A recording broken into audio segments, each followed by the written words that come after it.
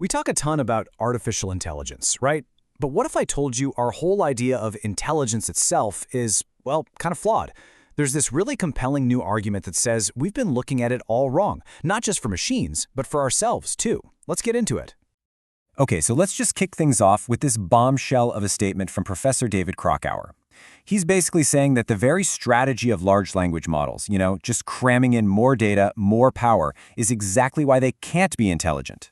I mean, how can more actually be the reason something fails? Let's unpack that.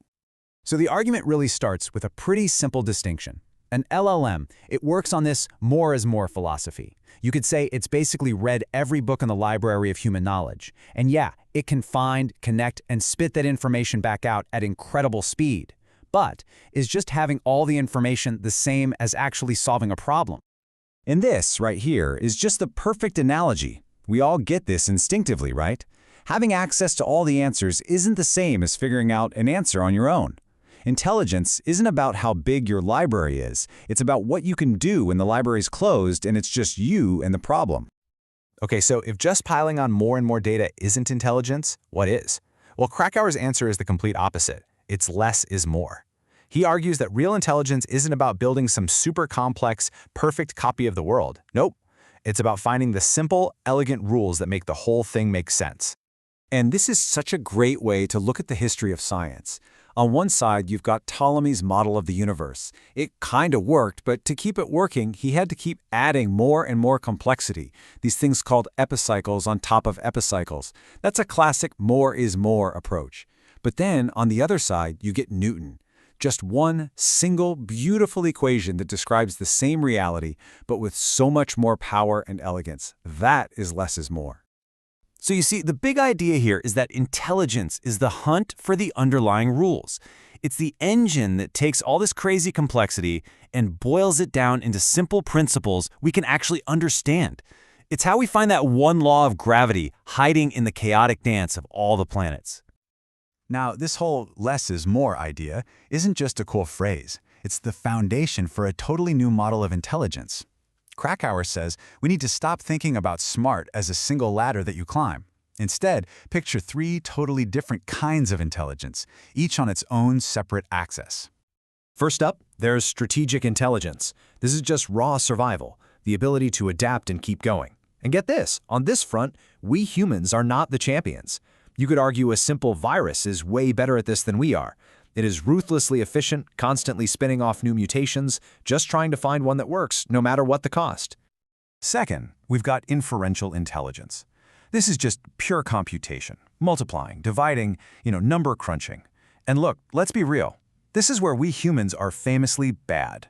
Our brains just aren't wired for that kind of high-precision, heavy-duty calculation. This is where machines live. And finally, we have representational intelligence. And honestly, this one might be the most profound of them all. It's not about solving the problem you're given. It's about the genius of changing the problem itself. It's about finding the right angle, the right language, the right perspective that suddenly makes a crazy hard problem seem totally simple. So when you start thinking about these three different kinds of intelligence, you stumble on this really fascinating insight into why we build technology in the first place. It's not just a sign of how brilliant we are, it's actually a direct result of our own limitations. I mean, really, just think about it for a second. We can write incredible poetry, compose symphonies, we can wonder about the meaning of life, but most of us pull out our phones to figure out a 15% tip.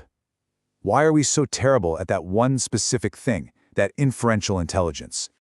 And here's Krakauer's blunt, provocative answer. We don't build these amazing tools because we're geniuses. We build them because, in a very specific way, we're, well, kind of stupid. He argues our brains have this fundamental weakness when it comes to raw calculation. So, the takeaway here is huge. Our incredible computational tools, from the ancient abacus all the way up to the latest AI, they're not just gadgets. They are a direct compensation for our own biological shortcomings. They're like prosthetics for the mind, built to do the one kind of thinking we're just awful at. Okay, so let's make this real. Let's look at an amazing example of that third type of intelligence, the representational kind, in action. This is where the human mind really gets to show off, not by out-calculating a machine, but by changing the rules of the game completely. So this is a Soma cube. A classic kid's puzzle. Now, if you wanted to write a computer program to solve this thing using just pure logic, you'd be wrestling with a problem that has about 15,000 logical clauses. It is, in technical terms, a computational nightmare. But here's the crazy part. A 4-year-old kid who doesn't even know what a logical clause is can often solve this thing just by messing around with the blocks. How is that even possible? They're definitely not running 15,000 calculations in their head. And this is where the magic happens. This is representational intelligence. See, the child doesn't solve the hard logical problem. They brilliantly turn it into an easy physical one. Physics does all the heavy lifting for them. 2 blocks can't be in the same place at the same time. The funny shapes only fit together in certain ways. By just trying things, by feeling it out, the child lets the laws of the universe do the hard math. And that brings us to what might be the single most important idea in this whole discussion. True intelligence, especially the uniquely human kind, isn't about our ability to grind through impossible problems. It's about our genius for finding a new way to look at them, a new representation that makes the solution obvious. And of course, the flip side of that is just as powerful. If intelligence is making hard problems easy, then stupidity, as Krakauer puts it, is making easy problems hard. It's when we get so tangled up in complexity that we completely miss the simple, elegant solution staring us right in the face. So I'll just leave you with this question to chew on. As we keep building these incredible AIs based on that more is more idea, systems with insane amounts of computational power, but maybe not a lot of that representational genius, we've got to ask ourselves, are we using our intelligence to make hard problems easy, or are we just getting better and better at solving the easy problems that we've accidentally made impossibly hard?